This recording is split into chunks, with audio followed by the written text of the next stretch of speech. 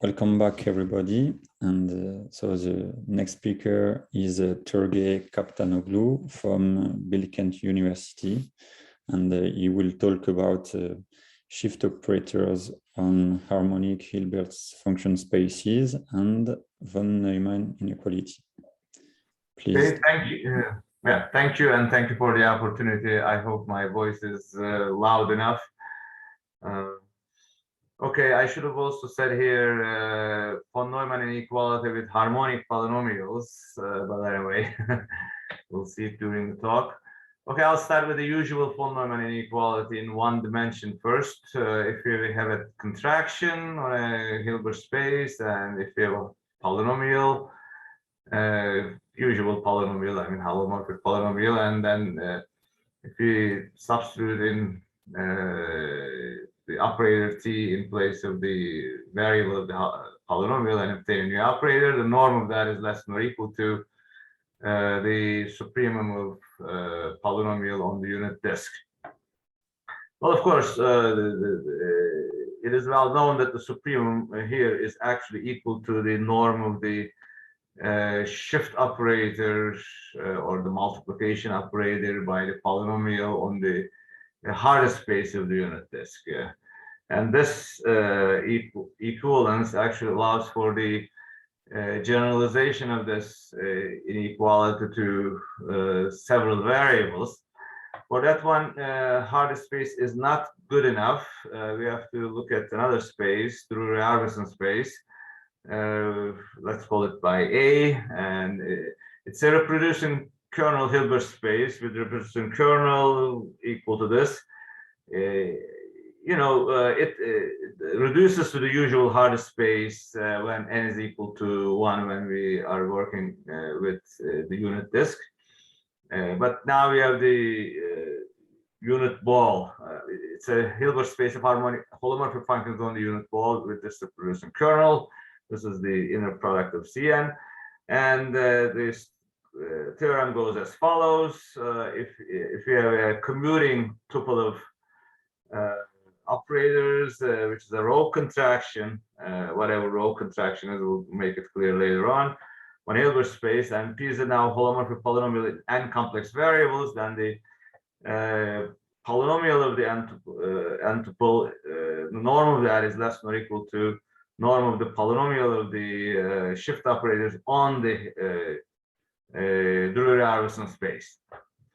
Okay, these are all well known, and after the work of Drury and Arvidsson, the space got quite well known in operator theory. Now, our aim is actually to replace the polynomial in the last theorem with a harmonic polynomial rather than a holomorphic polynomial. Okay, and if for the proof to go on, we have to we need to answer several questions, like what is the shift operator really?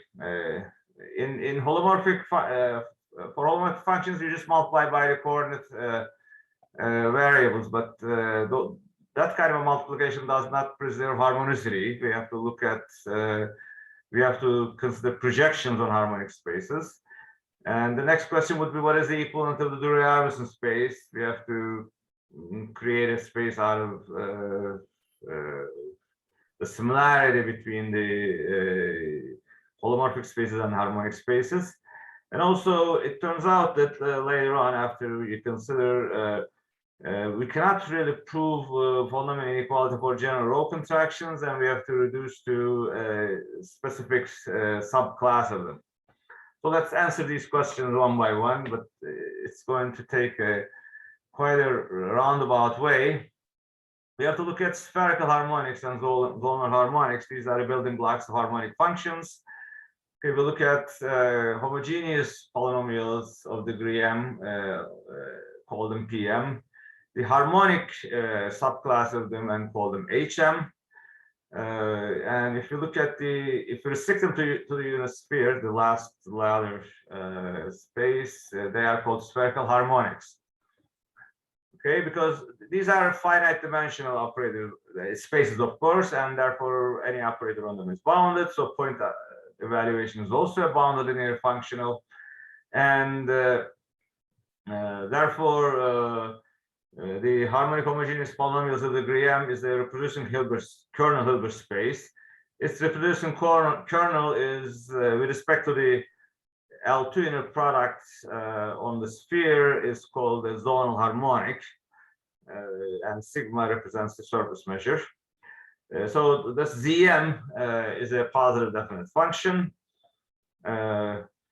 Okay, these can be generalized to or extended to the unit ball by homogeneity.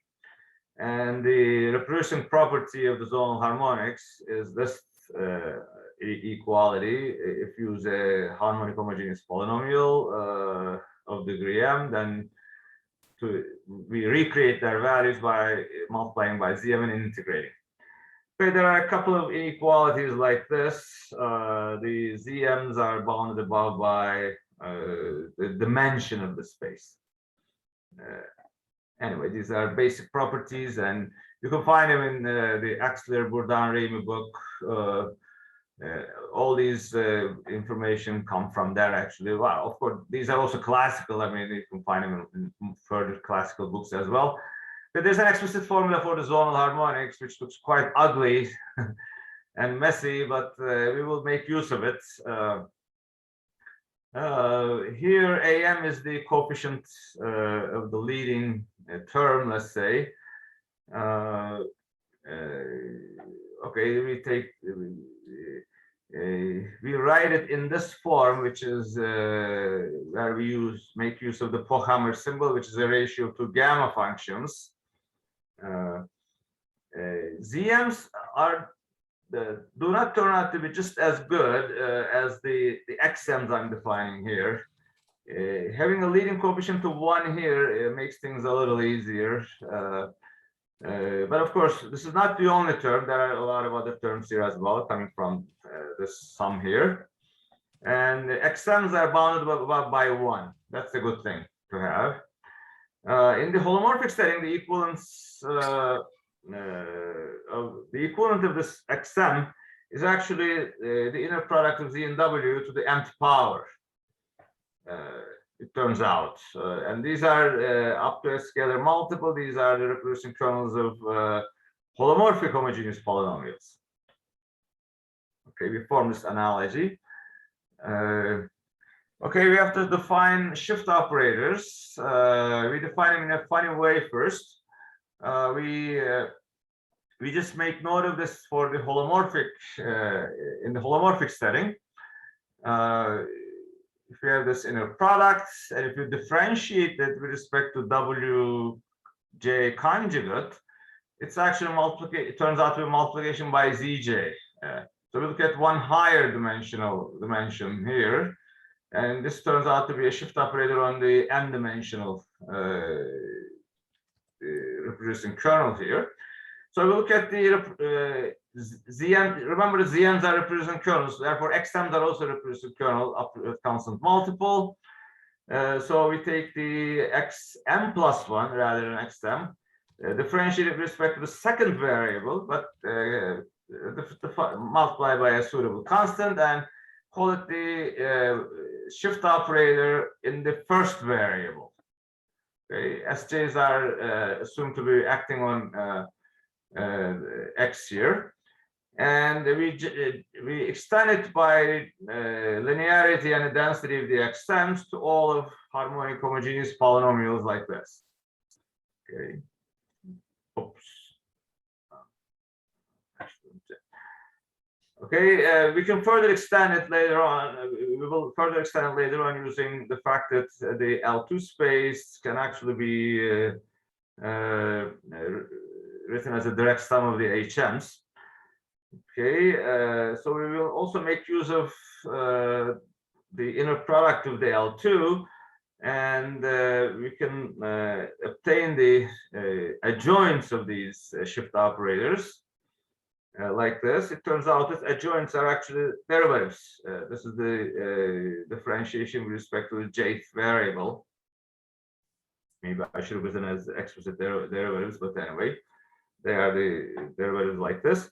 Since the derivatives commute with each other, Sj stars, and therefore the Sj commute with each other. Okay, next we need to look at the projection onto the harmonic subspace from the polynomials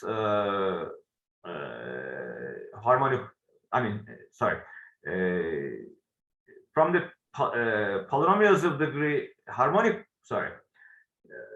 from the polynomials of homogeneous polynomials of degree m, we project down to the harmonic homogeneous polynomials of degree m from Pm to Hm. Okay, there's a formula for that. Again, I take this from the book by Axel Burdan and Remy.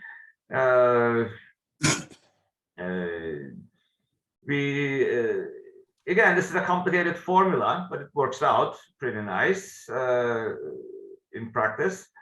We replace the variable of the polynomial by the differential operator, apply the differential operator on a suitable function, which is different for n equal to 2 and higher dimensions, and then apply the Kelvin transform. Kelvin transform is this transform here. It is a transform that takes a function in the unit disk and gives us a harmonic function on the exterior of the unit disk. It is very simple when n is equal to 2. And on the unit sphere, it's the identity operator and its inverse is itself. Function is harmonic if and only if its Kelvin transform is harmonic. It's a useful tool. Okay, here's a major theorem. Shift operators should shift to a one higher dimensional harmonic space. In fact, they do. I mean, the shift operators I defined here using this strange formula turns out to be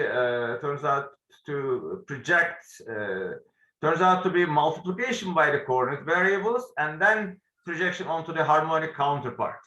Okay, so they take harmonic homogeneous polynomials of degree m to harmonic homogeneous polynomials of degree m plus 1.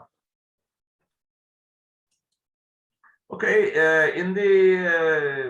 this theorem is pretty long. It's a very computational theorem,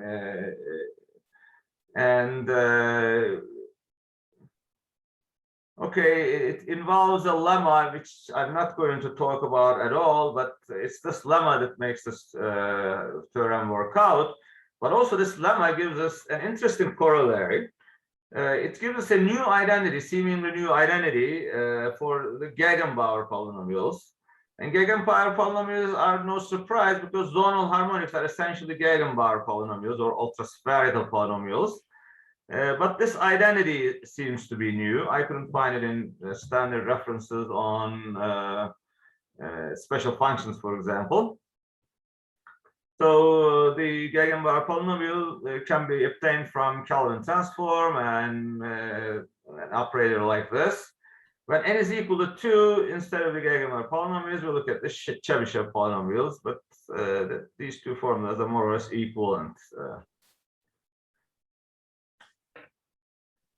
Okay, I should also define some harmonic Hilbert function spaces because I need an equivalent of Drury-Arrowson space.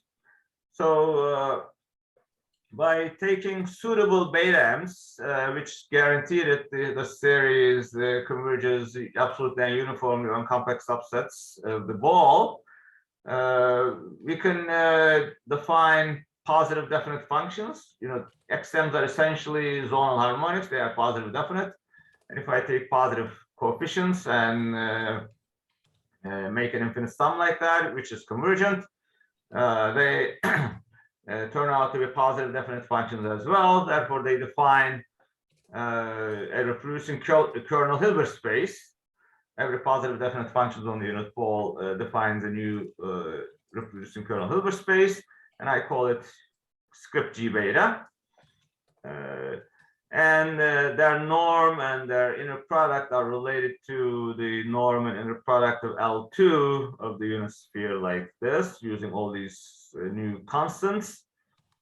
And polynomials, harmonic polynomials and linear combinations of the reproducing kernels are all dense in every G script G beta space. Okay, looking at general beta is not good enough. We have to really look at a more specific coefficient sequence. Okay, with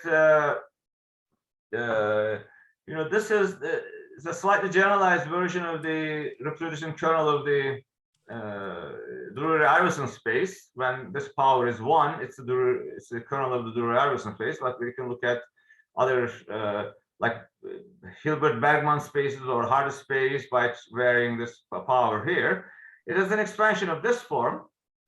So, but in harmonic case, instead of this power here, we have the x, xm's. But we, instead of the beta m's here, we use the same beta m's that come from the harmonic holomorphic counterpart. And of course, because complex dimensions are always even, to look at the general Rn, we divide by 2. And of course, we also have the extension to negative, deeply negative q's. So this is true for any q whatsoever. Okay, when we look at these beta m's, we label the spaces GQ and script G, the kernels GQ and the spaces script GQ. Now, one Q is very special. When Q is equal to -n/2, all these coefficients are 1. And that happens actually here as well. When Q is equal to -n, the coefficients are here are always 1. And that actually corresponds to the Drury-Iverson space. So when we take all the coefficients equal to 1, this is the kernel we have, but there are other terms here. But this is the corresponding space is our candidate for the harmonic Drury-Iverson space, and we label it with G cup and script G cup. Okay, there's another family of spaces that we considered earlier that contains the kernels. If I take different coefficient sequence, we can obtain the Poisson kernel and the corresponding space, the harmonic Hardy space, and also the Bergman-Besov spaces and the Dirichlet space. But it turns out that this is a totally different family, and in this talk, they are not of any interest to us. So I'm not going to spend much time on this. So we can, different coefficient sequences give different interesting spaces. Okay, why these shifts, or why are these spaces are more basic for operator theory than the other spaces are as follows. Okay, when we look at the shifts on the more specific spaces, not these, but these. Okay, these are the ones that I'm going to be working on from now on. Okay, when I look at the candidate space for the Drury-Iverson space and look at the adjoint with respect to the norm and inner product of that space, I also obtain a formula like this.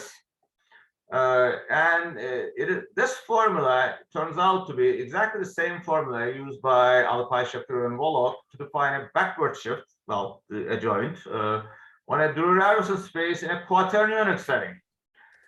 By the way, I forgot to tell at the very beginning, this is a talk, it's the joint work by Daniel Alpay.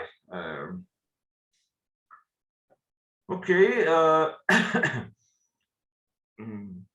Now, for tuples of operators, I have a notation here. And it turns out that, well, it's a notation that is more important here. And I can do a lot of calculations like this. And when the coefficient sequence is special, which holds true for all the beta m's that depend on a q, the shift operators are bounded. And I can find, I can look at this combination here and obtain an explicit formula like that, which will be useful on the next slide. And in particular, if I look at the candidate space for the Dürr-Arvidsson, look at the candidate space for the Dürr-Arvidsson space and look at its shift operator, this combination turns out to be very simple, which is true for the shift for the holomorphic Dürr-Arvidsson space as well. Okay, I need to look at row contractions, which is basically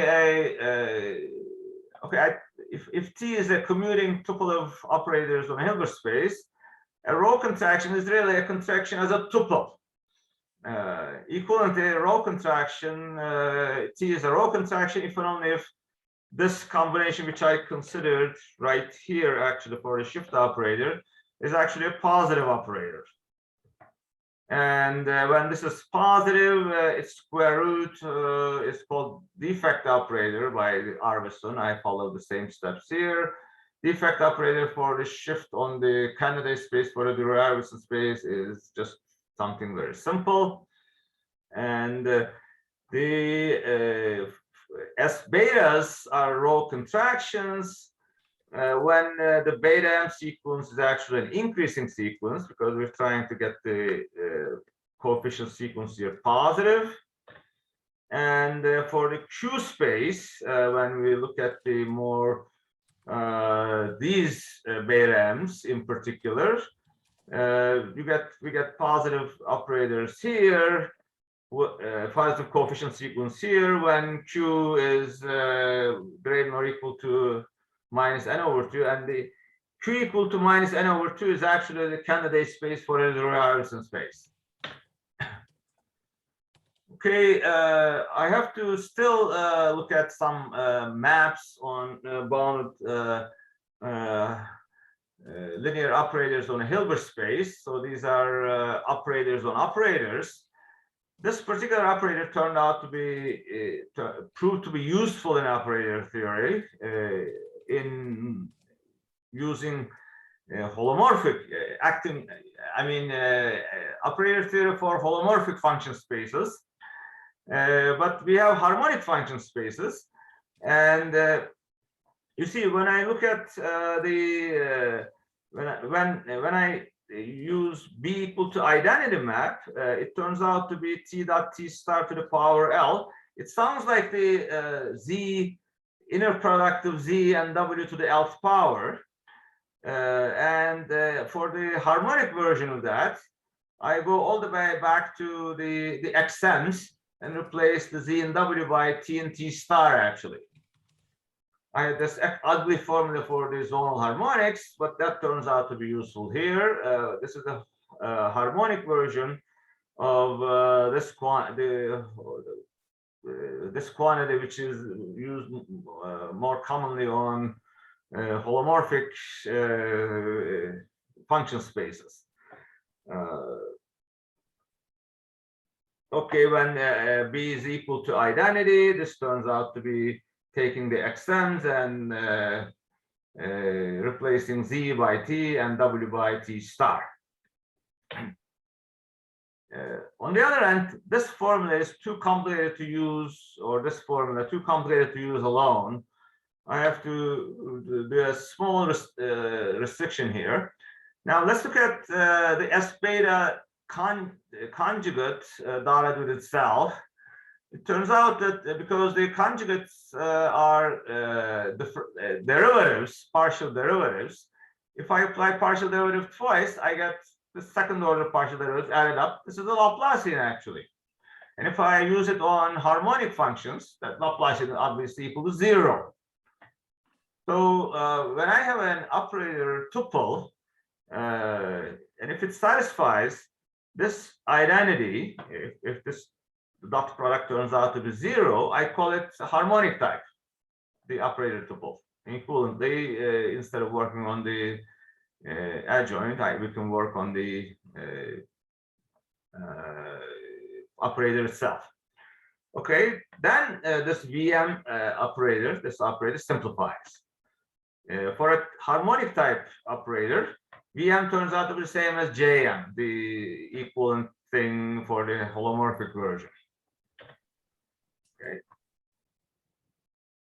And it turns out that if I have a row contraction, and if I take m to, if I apply Vm to the identity operator, and I take m to infinity for a row contraction and harmonic type, it's same as the Jm of T of I, and this limit exists in a strong operator topology and satisfies this identity. When T infinity is 0, T is called pure. These are standard definitions.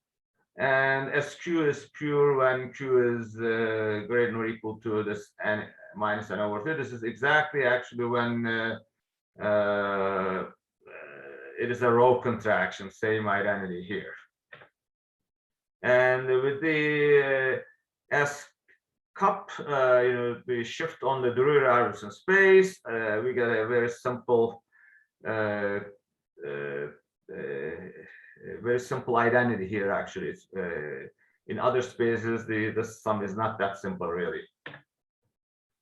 Okay, we have to pass from an tuple of operators, bounded operators on a Hilbert space to the specific the shift operator on the shift operator on the Drury-Iverson type space. And this is a dilation type result. I'm not going to. It's very similar to the holomorphic version of this, but I'm not going to discuss it here. We can actually have a version of this result here, the limit result for self-adjoint operators as well, but I don't have a version of this for self-adjoint operator tuples yet. Maybe we will have in the future. No, I'm sorry. I do have this one, but not the next one. Okay, this is my final result, final slide. Let me just discuss it.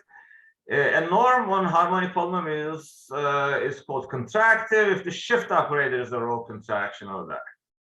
Okay, it has to be also a norm derived from a product that respects the orthogonality in the L2 space. It turns out that the norm of the on the candidate Drury-Iverson space is largest among all contractive norms on harmonic polynomials. And my final result is this: if T is a harmonic type row contraction, not just row contraction, but a harmonic type row contraction on Hilbert space H, and if U is a harmonic polynomial, then I have the von Neumann inequality promised on the first slide. And it turns out that the Drury-Iverson space here is not really related to the harmonic hardest space. I don't know why, but it turns out to be that way. And I finish my references, and this talk is based on this red reference here. Thank you for your attention. I'll stop here. Thanks the speaker. So any question? I thank you for a very nice talk, very interesting results. Would you be willing to share your slides and deposit them in the chat box? Okay, sure, yeah. I don't know. I mean, is the field instead of sharing the slides, or what is it again? Could you? Yeah, in fact, you can share the slides with everyone in the chat. So if you go in the chat, how do I do that? I don't know. Is it? So at the bottom of your windows, you can see the chat. In the middle of the bottom, you can see the chat. When yes, the chat, you have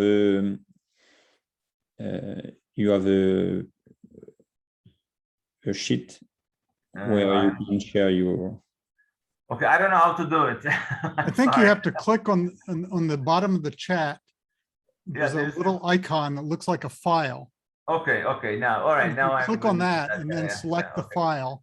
Okay, I'm trying to do it. Put it in the chat box and we can all see it. I'm very nice results. Let's see. where is that? Okay.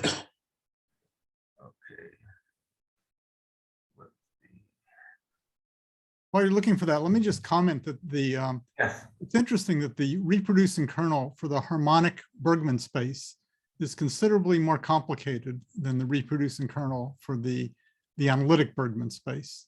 They both have explicit formulas, but it's just more complicated for the harmonic Bergman space. But it does become a little simpler if you express it in terms of the zonal harmonics. Yes, it is simpler. The Bergman space thing is simpler. I mean, in fact, I took the Bergman space reproducing kernel from your book. I mean, it's just when you write it in terms of those XMs, it becomes more complicated.